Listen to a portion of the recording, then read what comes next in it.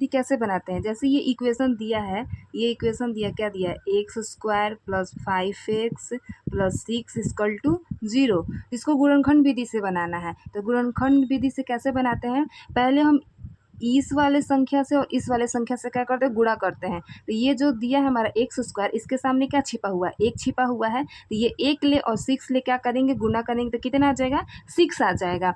6 आ जाएगा, कितना आएगा हमारा, 6 आएगा। तो फिर इसके बाद क्या करते हैं, ये 6 को फिर हम लोग एलसीएम लेते हैं। जब 6 को एलसीएम लेंगे हम लोग, तो ये दो के टेबल में 3 बार में कटेगा और 3 के टेबल में ये कितने बार में कटेगा, 1 बार में कटेगा। तो इसको हम लोग गुणा करते हैं।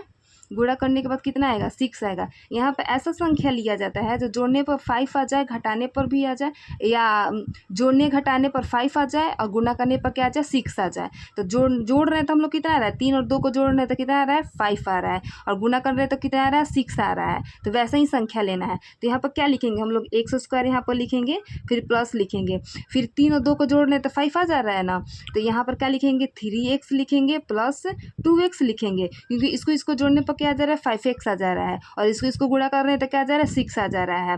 फिर यहाँ पर क्या करेंगे, जो 6 है उसको 6 लिख देंगे इक्वल टू 0। फिर क्या करेंगे हम लोग, अब इसको हम लोग देखिए, ये अब इसमें इसके आगे हम लोग करते हैं कॉमन निकालते हैं। कॉमन निकालने के लिए जो संख्या मतलब ज़्यादा दिया होता है एक संख्या, उसमें से कॉमन निकाल लेते हैं। तो यहाँ पर एक्स स्क्वायर दिया है, यहाँ पर एक्स दिया है, तो इस यहाँ पर हम क्या करेंगे, एक्स को कॉमन निकालेंगे।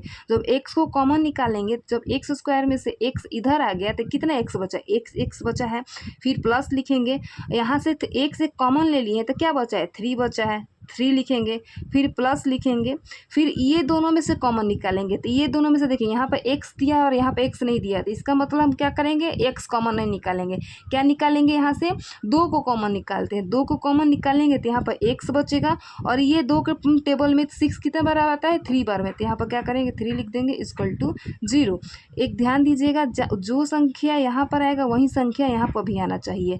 ये गुणाखंड विधि में जो संख्या यहाँ पर आएगा वही संख्या सेम यहीं पर आना चाहिए। तो इसके बाद क्या करेंगे, ये और इसको एक पास लिखेंगे, एक्स प्लस 2 एक साथ लिखेंगे, और ये दोनों में से एक हम लोग यहाँ पर लिखेंगे, एक्स प्लस 3। फिर इसको क्या करते हैं, इसको अलग अलग करते हैं। तो एक्स ये प्लस है, इक्वल टू का उधर जाएगा, एक्स प्लस 2 ये 0 कर देंगे ऐसे। फिर क्या करेंगे, एक्स प्लस 3 इक्वल टू 0, इसको अलग अलग कर देंगे। ये जब एक्स है प्लस है, प्लस इक्वल टू का उधर जाएगा तो क्या हो जाएगा, माइनस में हो जाएगा। तो इक्वल टू का उधर जाकर क्या हो जाएगा, माइनस में हो जाएगा।